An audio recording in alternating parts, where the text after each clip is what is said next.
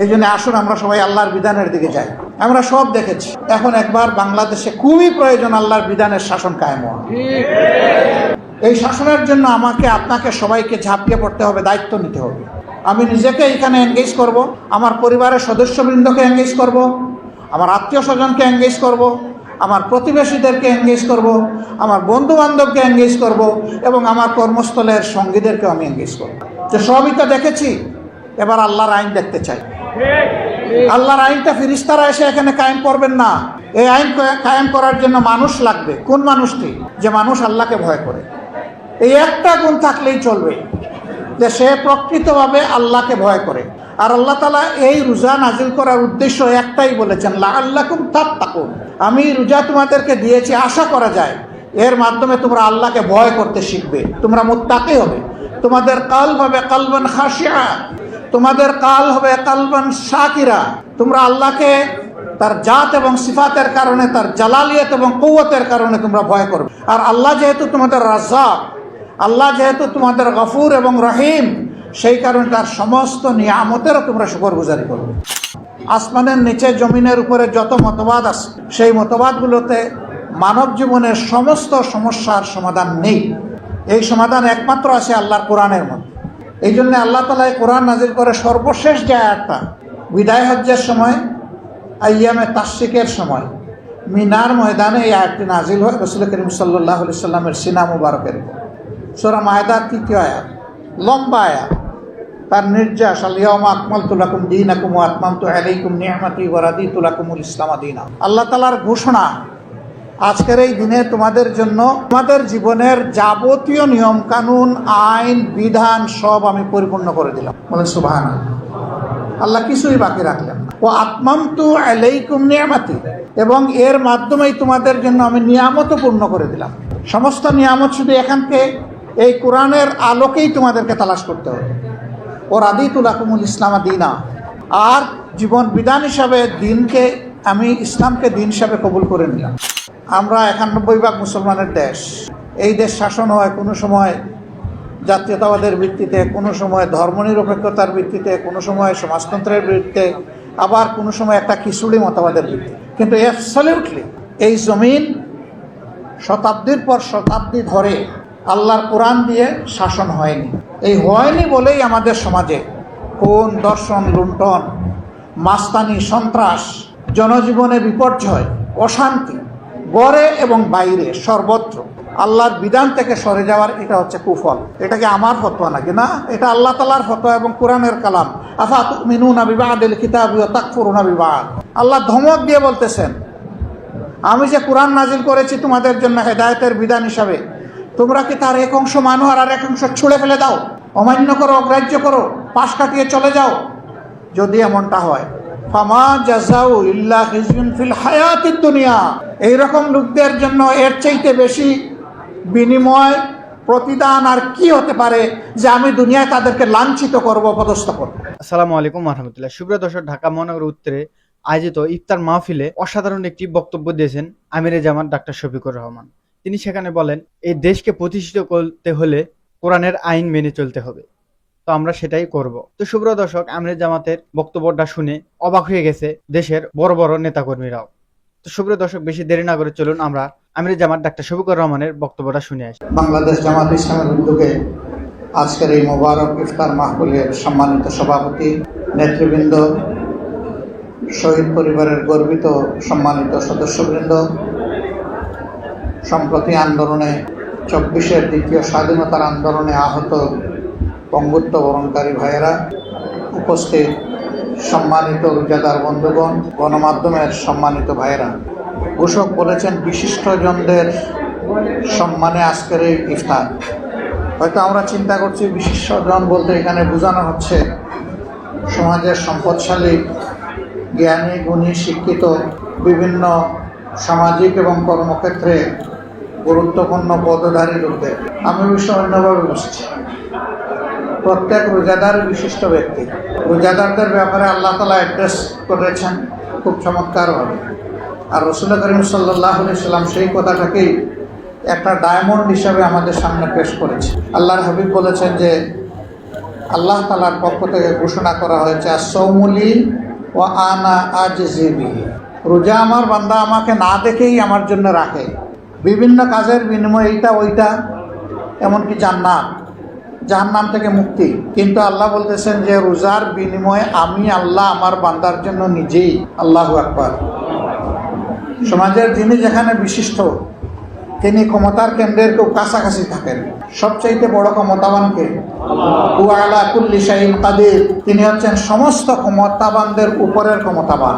সেই ক্ষমতাবান বলতেছেন যে আমি আর আমার বান্দা এক হয়ে যাব, আল্লাহু আকবার।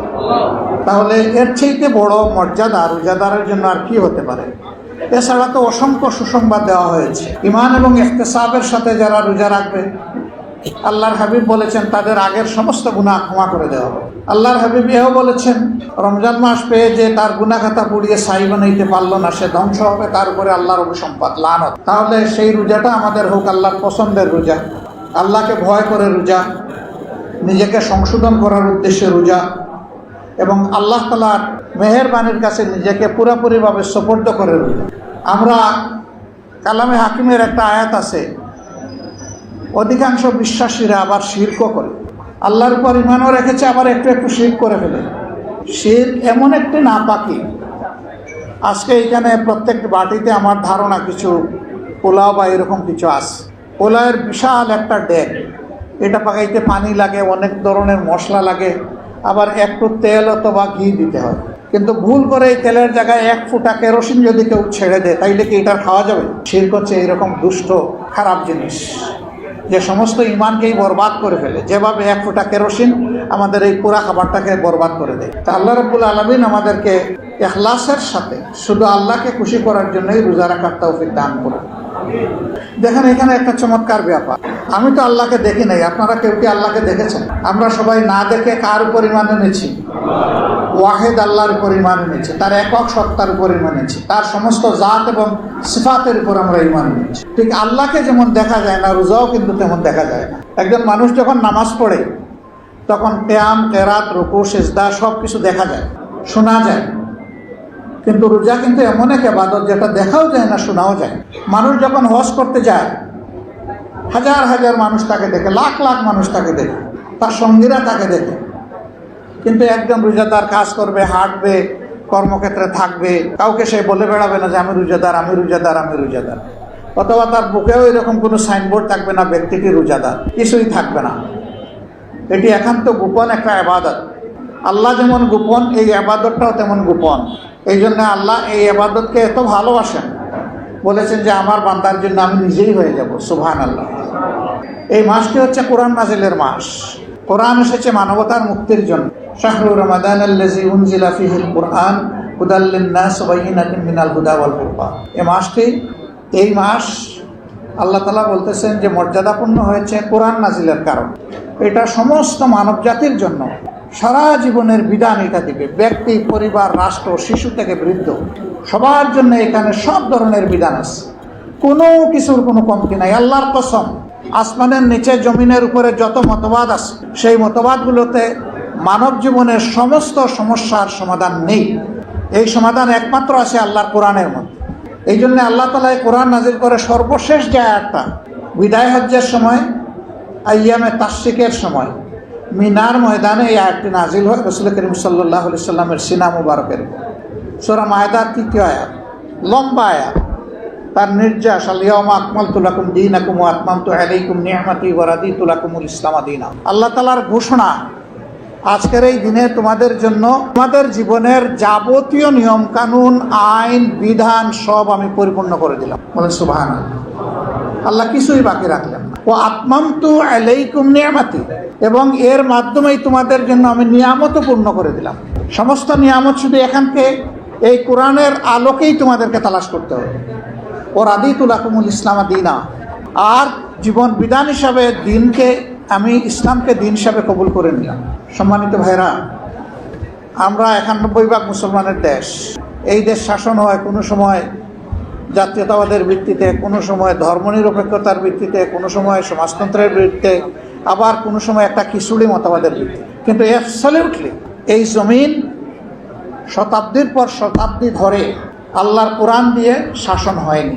এই হয়নি বলেই আমাদের সমাজে খুন, দর্শন, লুণ্ঠন, মাস্তানি, সন্ত্রাস, জনজীবনে বিপর্যয়, অশান্তি, গড়ে এবং বাইরে সর্বত্র আল্লাহর বিধান থেকে সরে যাওয়ার এটা হচ্ছে কুফল। এটাকে আমার ফতোয়া নাকি না, এটা আল্লাহ তাআলার ফতোয়া এবং কোরআনের কালাম।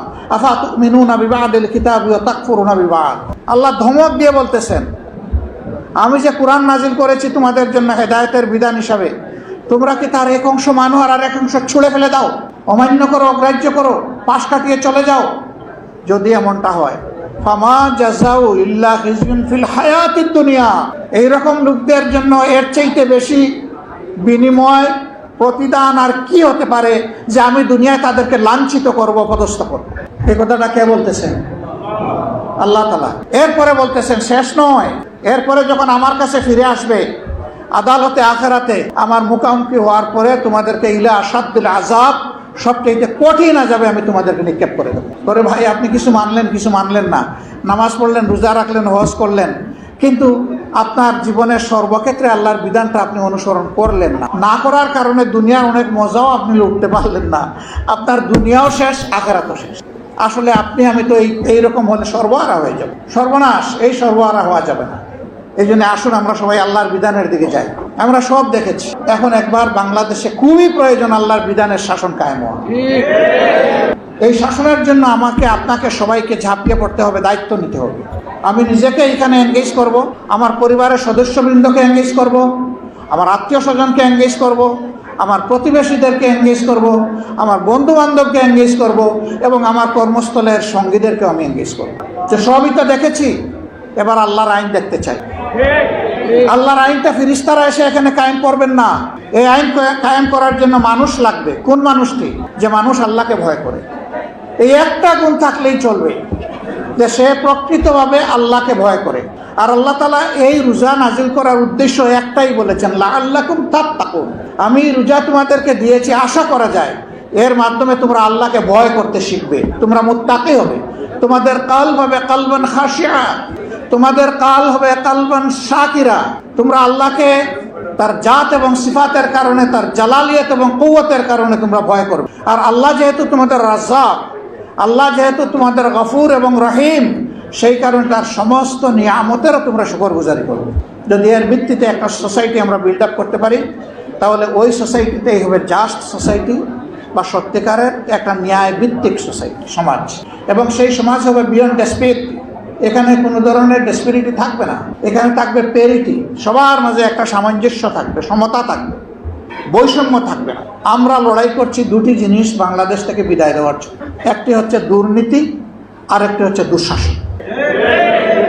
এই দুইটা যদি আমরা বিদায় করতে পারি, তাহলে আলহামদুলিল্লাহ কোরআনের আলোকের বাংলাদেশ এদেশের 18 কোটি মানুষের জন্য আল্লাহর নিয়ামত হিসাবে তাদের হাতে ধরা দেবে ইনশাআল্লাহ।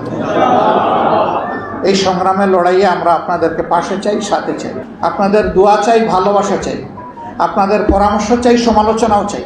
ভুল হলে অবশ্যই সমালোচনা করে আমাদেরকে ধরে দিবেন ইনশাআল্লাহ। আল্লাহ তাআলা আজকের এই মজলিসকে কবুল করুন।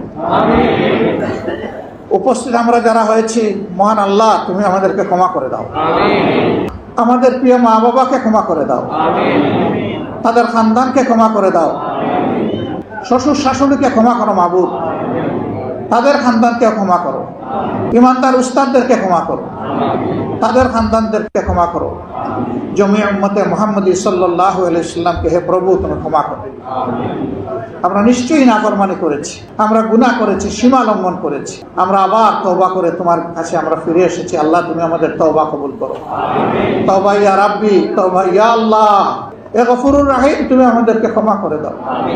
আল্লাহুম্মা ইন্নাকা আফুউন কারীম তুহিব্বুল আফওয়া ফা'ফু রব্বিরহামহুমা কামা রাব্বায়ানি সগীরা। মহান রবের দরবারে দোয়া করে আপনাদের সকলের জন্য প্রভুর দরবারে নেক হায়াত, সেহাতে কামেলা, আপনাদের রিজেকে, ইজ্জতে, আমলে, ইলমে আল্লাহ তাআলার পক্ষ থেকে অফুরন্ত বারাকা কামনা করে একটা মানবিক কোরআন ভিত্তিক বাংলাদেশ গড়ার সংগ্রামে সকলকে এগিয়ে আসার উদাত্ত আহ্বান জানিয়ে আমার কথা এখানেই শেষ করছি। আমি একটু ক্ষমা চেয়ে নিচ্ছি, আরেকটা ইফতার মাহফিলে আমাকে শরীক হতে হবে। সম্ভবত ইফতারটা রাস্তাই হবে। তারা বলেছে অন্তত পক্ষে আপনি আসেন, আমরা একসাথে মাগরিবের নামাজটা পড়ি। আপনাদের সাথে মন ভরে এখানে ইফতার করতে পারলে খুবই ভালো লাগতো। আল্লাহর কাছে তৌফিক চাই ভবিষ্যতের জন্য আমার এই আশা পূরণ হয়। আসসালামু আলাইকুম ওয়া রাহমাতুল্লাহ। দর্শক, এতক্ষণ পর্যন্ত আমিরে জামাত ডাক্তার শফিকুর রহমানের বক্তব্যটা শুনলেন। বক্তব্যটা কেমন লাগছে অবশ্যই নিচের কমেন্ট বক্সে জানিয়ে যাবেন। আজকের ভিডিও এই পর্যন্ত। ভিডিওটি ভালো লাগলে অবশ্যই লাইক করবেন, শেয়ার করবেন এবং জামাত শিবিরের নিত্য নতুন আপডেট ভিডিও পেতে চ্যানেলটি সাবস্ক্রাইব করে পাশে থাকবেন। সকলকে ধন্যবাদ। আসসালামু আলাইকুম ওয়া রাহমাতুল্লাহ।